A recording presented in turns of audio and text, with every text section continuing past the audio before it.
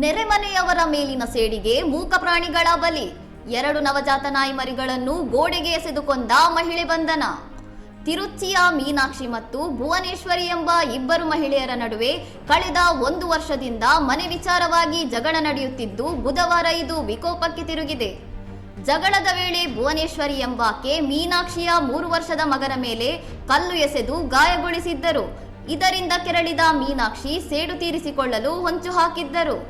ಭುವನೇಶ್ವರಿ ನಾಯಿ ಮರಿಗಳನ್ನು ಸಾಕುತ್ತಿದ್ದಾರೆ ಎಂದು ತಪ್ಪಾಗಿ ಭಾವಿಸಿದ ಮೀನಾಕ್ಷಿ ರಸ್ತೆಯಲ್ಲಿದ್ದ 2 ನಾಯಿ ಮರಿಗಳನ್ನು ಹಿಡಿದು ಭುವನೇಶ್ವರಿಯ ಮನೆಯ ಗೋಡೆಗೆ ಬಲವಾಗಿ ಎಸೆದುಕೊಂಡಿದ್ದಾರೆ. ಈ ಕ್ರೂರ ಕೃತ್ಯದ ದೃಶ್ಯ ಸಿಸಿಟಿವಿ ಕ್ಯಾಮೆರಾದಲ್ಲಿ ಸೆರೆಯಾಗಿದ್ದು, ಪ್ರಾಣಿ ಕಲ್ಯಾಣ ಮಂಡಳಿಯ ದೂರಿನ ಮೇರೆಗೆ ಪೊಲೀಸರು ಮೀನಾಕ್ಷಿ ವಿರುದ್ಧ ಕ್ರೌರ್ಯ ತಡೆ ಕಾಯ್ದೆಯಡಿ ಪ್ರಕರಣ ದಾಖಲಿಸಿ ಬಂಧಿಸಿದ್ದಾರೆ. ಮಗನ ಮೇಲೆ ಕಲ್ಲು ಎಸೆದ ಆರೋಪದ ಮೇಲೆ ಮೀನಾಕ್ಷಿ ನೀಡಿದ ದೂರಿನನ್ವಯ ಪೊಲೀಸರು ನೆರೆಮನೆಯ ಭುವನೇಶ್ವರಿಯನ್ನು ಬಂಧಿಸಿದ್ದು ತನಿಖೆ ಮುಂದುವರೆಸಿದ್ದಾರೆ. ಇನ್ನಷ್ಟು ಸುದ್ದಿಗಳಿಗಾಗಿ ನೋಡ್ತಾ ಇರಿ ಸೌರಂ ಟಿವಿ.